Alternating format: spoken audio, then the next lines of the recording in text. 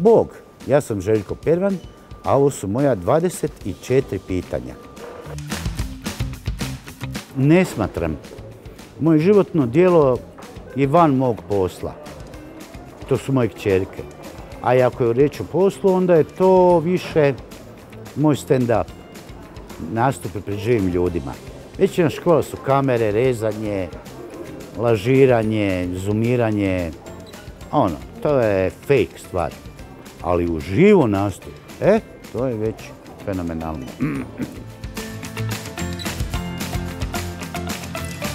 A to je kao da pitate majku koje je dijete najdraže. Znači, svaki je imao svoj rakurs kojeg je gledao na stvari i svi su svoje stvari napravili kako treba, svoje zadaće. Pa ja bih u troje. Aljoša, Denis i ja, recimo na nekoj jahti, pa onda duga, topla, mislim, neću sad u detalje.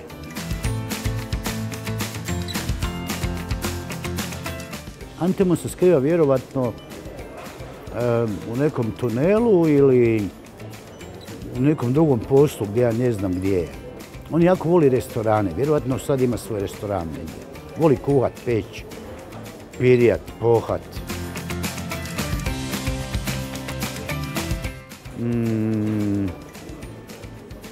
A to su jedni od likova. Nisam baš razvio empatiju prema svojim likovima. Zato što su likovi, nisu oni ja. Tako da ih ne volim baš. Nijedan. Da sam premijer. Moja desna ruka bila bi Zdravko Marić, sad današnji ministar financija. Odličan lik. Zato što je odličan lik. Radi stvari koje nisu moguće drugima. Jako dobar.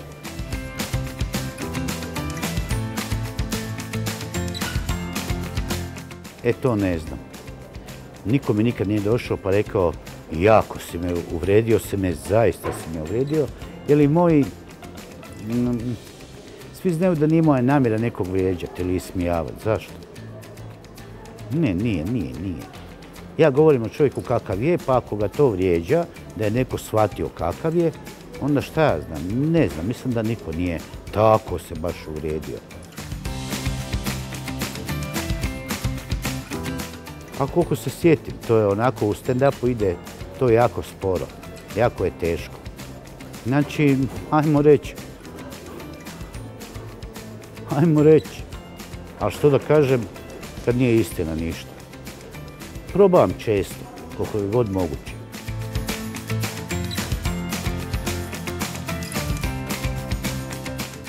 Pa nije to fora. Dakle, jedno i drugo što govorim, to nije fora, nego istina. Samo što se ljudi smiju.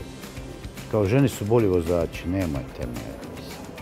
Ili kao nešto ne damo more Slovencima, pa koliko oni mogu pojesti. Dajte ljudima da pecaju. Ja bi im dao i more i sve, ozbiljno bi im dao. Nisam ja mrzitelj Slovenije.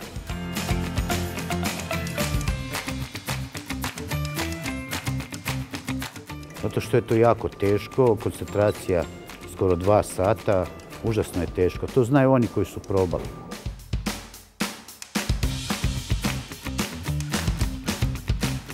Pa, odlično. To je jako lijepo biti okružen pametnim, lijepim ženama. To je san svakog muškarca. Međutim, poradi mojih godina, ne da mi je svejedno, nego uopće ništa. Za mene su sada žene bića, nakupi na bilančevima, onako, ništa.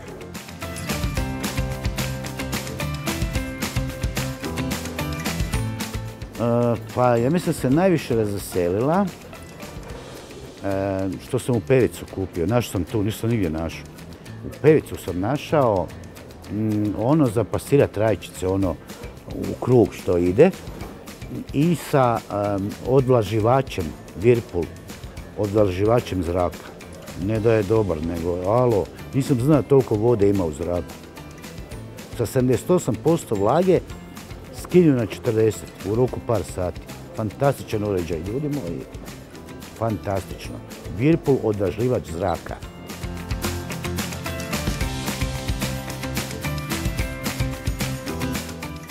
Tko me može nasmijati? Mene najviše nasmije tuđa nevolja, šta ja znam. Neko se vozi pa padne. I hrvatske komunističke serije.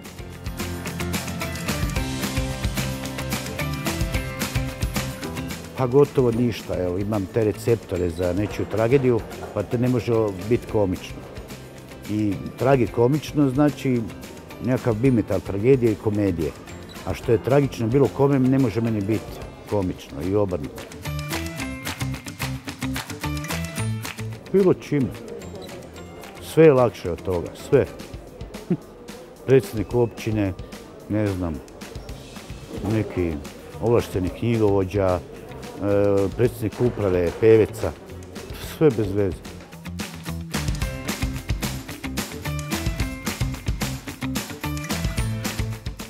Ljudi, snimali smo reklamu za Pevec. Ljudi moji, mi smo krenuli u 7 ujutro, a završili u 7 popodne, samo zato što smo se smijali.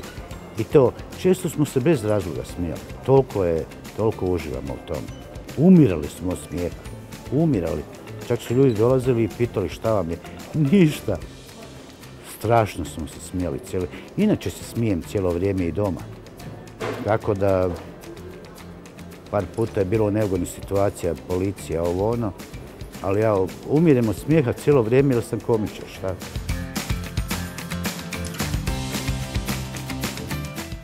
Pa najviše me boli patnje nevinih. Zato što nemam odgovor na to. Patnje nevinih. To mi je najgora stvar na svijetu.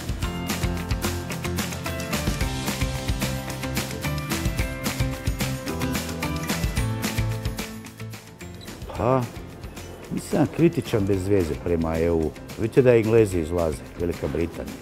Znači nisam ja najveći. Da sam najveći ja bi izašao, ali živio sam dobro i prije i sada.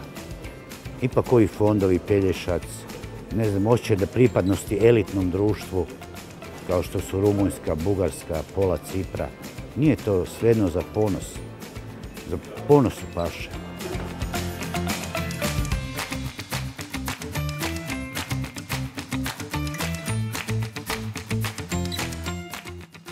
Pa najžalosnije što postoje fake profili. To je najžalosnije, nisam niš čitao. I ovim putem moram obavijestiti široke narodne mase kog to uopće zanima. Nemam Facebook profil svoj, nemam. Milion puta moram reći.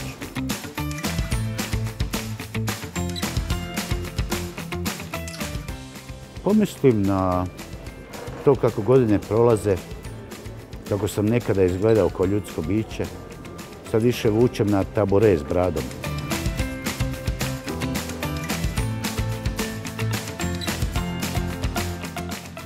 Najvažnija sporedna. Ovisi o situaciji.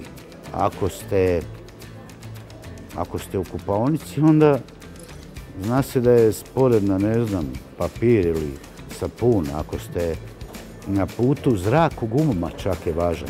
Znači, previše ima sporednih stvari koje su važne, ovisno o situaciji, o vremenskom isjeku.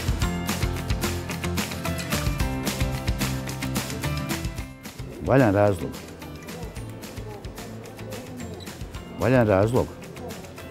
Zbog kojeg je brio bradu. Valjan razlog. Pa za mali novac, neki 1620 kuna. Za to bi je brio bradu. Pa, kud pukla da pukla. A zbog cijele serije, zbog Gorana Rukavine, zbog Milana Štrlića, Žarka Radića, zbog bezbroj fenomenalnih glumaca, scenarija, ta je serija prodana, mislim, u 50 zemalja, 30, ovako nešto. Fenomenalan proizvod. Mene ko bi gleda na filmu. Možda Kevin Costner, ali treba puno uložiti u njegovo tijelo.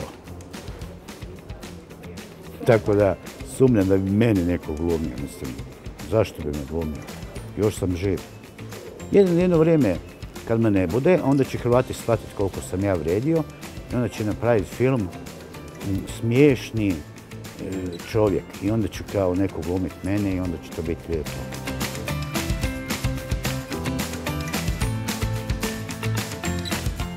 Pa možda u Pinokiju, onom pokvarenjaku, vlasniku cirkusa, onaj s bradom što zatvori jednog Pinokija pa ga oslobode.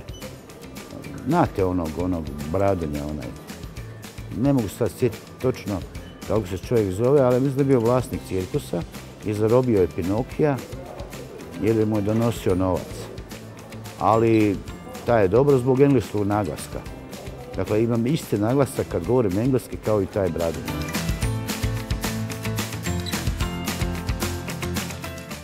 Nadam se ne tako brzo. Zato što je jako je teško, ali nisam ja glumac. Ne znam ja to napamet naučiti. Pozdrav svim cijenjenim gledateljima, a i čitateljima 24 sata. Od Nakupine Bjelančevina po imenu Željko Pervan.